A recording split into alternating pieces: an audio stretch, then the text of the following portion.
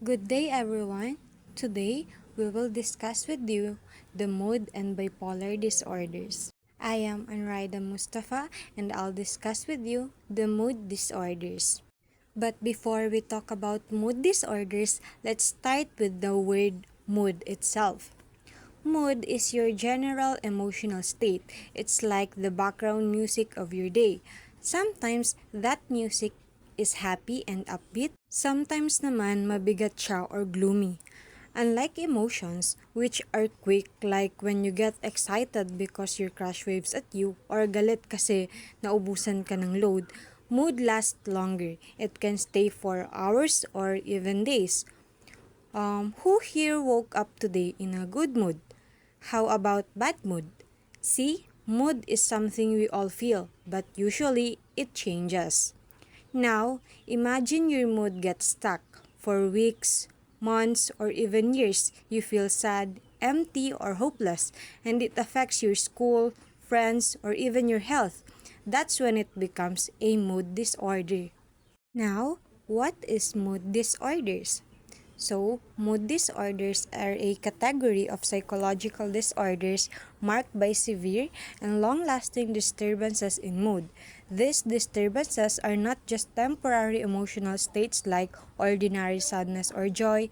Instead, they are persistent and disruptive, often affecting a person's ability to function in school, work, relationships, and daily life. So, as stated, mood disorders are mental health conditions where the person's mood is not only intense but also persistent and disruptive. It's more than just being sad kasi bagsak ka sa exam or sobrang saya mo kasi champion ka sa isang event.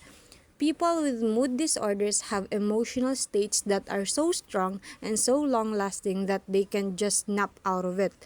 Their mood affects how they think, how they behave, and how they live every day. So, think of it. If your sadness stayed for more than 3 whole months and you couldn't enjoy anything, even hanging out with friends, would that be still normal? Yes or no? So, the two main mood states we need to understand are depression and mania. When we say depression, this isn't just the regular sadness we all feel kapag mababa ang grade natin or kapag may problema sa bahay. Depression means a really intense sadness that doesn't go away, kasama pa yung feeling of hopelessness. Like thinking na wala na talagang pag-asa. People with depression also feel no energy at all, parang kahit bumangon sa kama, nakakapagod na. On the other hand, we have mania. Ito naman yung opposite side, like super high energy, extreme excitement, irritability, or even euphoria. Imagine someone na halos walang tulog pero sobra pa rin ng energy, nagsasalita ng mabilis, gumagastos ng malaki bigla, or nagiging impulsive. It might look fun or exciting at first pero delikado kasi sobrang uncontrollable. So, depending on the disorder, if someone experiences only depression, that's what we call unipolar depression. Pero, if someone experiences both depression and mania, minsan sobrang baba, minsan sobrang taas, that's bipolar disorder. Now, let's talk about the types of mood disorders. So, mood disorders are broadly divided into two categories: the unipolar depressive disorders and bipolar disorders. So, what is unipolar depressive disorders? So, this is when the person only experiences depression, walang mania, wala yung high energy phase. So, ang example nito is the major depressive disorder or MDD and persistent depressive disorder or PDD, which will be discussed further later. The second one is the bipolar disorders. Here naman is the person switches between depression and mania, yung sobrang hyper-energetic, minsan risky behavior. So, the main difference between the two is the unipolar disorder only involves depression. Yung bipolar disorder naman is involved niya as both depression and mania.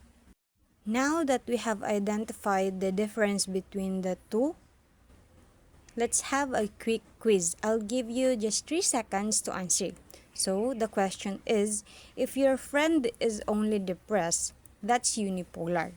If they are depressed but they become super energetic the next week, that's in 3, 2, 1. Okay, you're right. That's bipolar kasi nga may kasamang mania. Unlike unipolar, only depression lang.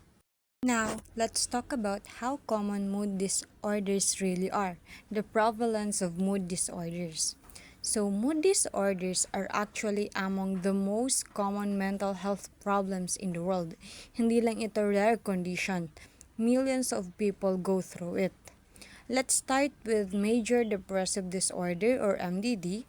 Studies show that around 16 to 17% of people, that's almost 1 in every 6, will experience MDD at some point in their lives.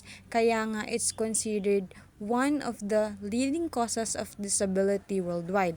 Imagine, halos isang tao sa bawat grupo ng 6 ang posibleng maapektuhan. Next naman is the persistent depressive disorder or PDD. It's less common compared sa MDD with a lifetime prevalence of 2.5 to 6%. Medyo mababa, 'di ba, compared sa MDD. Pero significant pa rin kasi chronic siya. Kahit hindi sobrang severe, it lasts for years. So, it really wears a person down over time. Now, let's look at gender differences. So, research shows women are about twice as likely as men to develop depression. Bakit kaya? Well, some possible reasons are hormonal factors like hormonal changes during menstruation, pregnancy, or menopause. Pero meron ding greater stress exposure and social role expectations. For example, women are often expected to juggle multiple roles, such as being a student, a daughter, a caregiver, which adds more pressure. Lastly naman is the age of onset. Most often, depression begins in late adolescence to early adulthood. Kaya relevant talaga siya sa atin bilang psychology students kasi nasa age group tayo kung saan depression often starts. Pero remember, depression can occur at any age. Even children and older adults can experience it. So overall, mood disorders are common, disabling, and important to understand, not just in theory but also because they're happening around us. So let me ask you, does this surprise you? Or did you expect depression to be this common? So now, let's talk about unipolar depressive disorders. When we say unipolar, it means the person experiences only depression. Walang episodes of mania or hypomania. Unlike bipolar disorder, where mood swings go from high or mania to low depression, unipolar depression stays on the low side of mood. And we have two main forms here, the major depressive disorder or MDD and persistent depressive disorder or PDD. For major depressive disorder or MDD, this is when a person experiences severe depressive episodes. These episodes can last for weeks or even months if untreated. For persistent depressive disorder naman or PDD, it is also called dysthymia. This is a chronic, long-lasting depression. It may not look as intense as MDD, but it sticks around for years and slowly take a person's energy and motivation. Both MDD and PDD can cause serious impairment in daily life, like affecting school, work, relationships, and even self-esteem. Kahit magkaiba sila sa intensity at duration, both are difficult to live with, and both can return or reoccur if not treated. So think of it this way. MDD feels like a big storm that suddenly floods everything, while PDD feels like a constant drizzle that never stops and they are slowly soaking through. Now, let's take a look at MDD or major depressive disorder. So, MDD is diagnosed when a person experiences at least 2 weeks of depressed mood or a loss of interest and pleasure in almost all activities. Sa madaling salita, hindi lang ito simpleng sadness or bad mood. It's a persistent state that disrupts a person's everyday life. So let's go through the common symptoms. First, we have is the persistent sadness, emptiness, or hopelessness. The person feels down nearly all the time, parang kahit may magandang nangyari, hindi nila ma-feel yung saya or joy. We also have fatigue or loss of energy. Kahit maliit na task, sobrang nakakapagod for them. Simpleng bagay lang like getting out of bed or doing homework can feel overwhelming. Another symptom we have is the significant changes in sleep or appetite. Some may experience insomnia or hirap sila matulog, while others oversleep. Appetite can also swing either way, like they're eating too much or they're losing interest sa food. Another one is difficulty concentrating, making decisions. Sa school, work, or even daily choices like what should I eat become harder to manage for them. Another one is the feelings of worthlessness or excessive guilt. They may feel like a burden or blame themselves for things that aren't really their fault. Another one is the recurrent thoughts of death or suicidal ideation.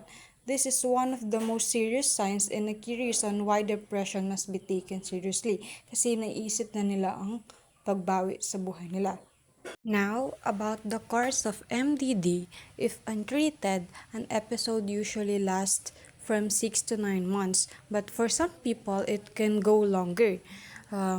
More importantly, MDD is often recurrent, meaning someone might recover from one episode but later in life, another depressive episode can return.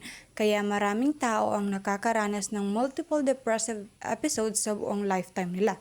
So, major depressive disorder isn't just sadness. It's a clinical condition that affects emotions, thoughts, behavior, and even physical health. And it's one of the leading causes of disability worldwide. So, we have an example case here, the case of Marco, and he is an 18 years old. So, Marco used to be an active student leader and basketball varsity player. For the past month, he's changed a lot. He skips practice and no longer hangs out with his teammates. He spends most of his time in his room, sleeping during the day but staying awake all night. His grades are dropping because he says, wala na rin akong kwenta kahit mag-aral ako. He lost his appetite and has lost 6 kilos in 2 months. His friends notice he's unusually quiet and sometimes he says things like, maybe everyone would be better off without me.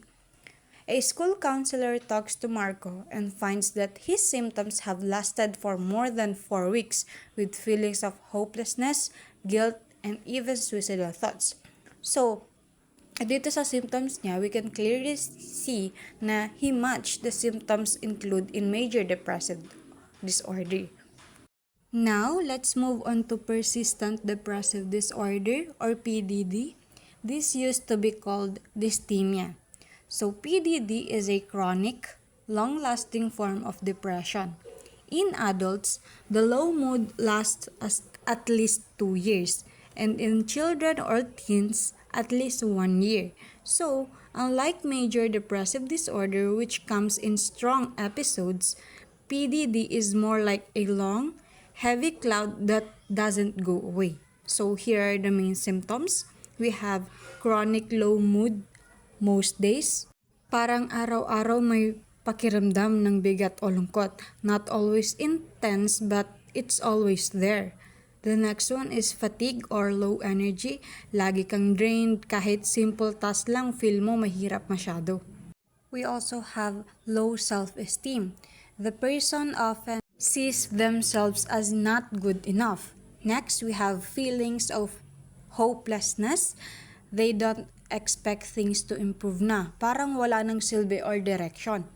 And last, we have changes in appetite or sleep. Just like in MDD, some may eat too little or too much and sleep too little or too much. What makes PDD tricky is that the symptoms are usually less severe than major depressive disorder, pero dahil matagal, umaabot ng years, it becomes very impairing. Some people with PDD can still go to school, work, or do chores, but they do it with constant sadness, tiredness, and low confidence. Kaya minsan hindi napapansin agad kasi people assume na ganun na talaga sila. Clinically, PDD can also overlap with MDD. When someone with chronic depression suddenly develops a major depressive episodes on top of it, we call that double depression. That's even more disabling. So remember, PDD may not look as loud as MDD, pero dahil mahaba ang duration nito, it really takes a toll on the person's quality of life. We also have example case here, the case of Liza. She is 17 years old. So for more than 2 years, Liza has felt a constant low mood. She can still go to school and attend classes, but she rarely feels any joy or excitement.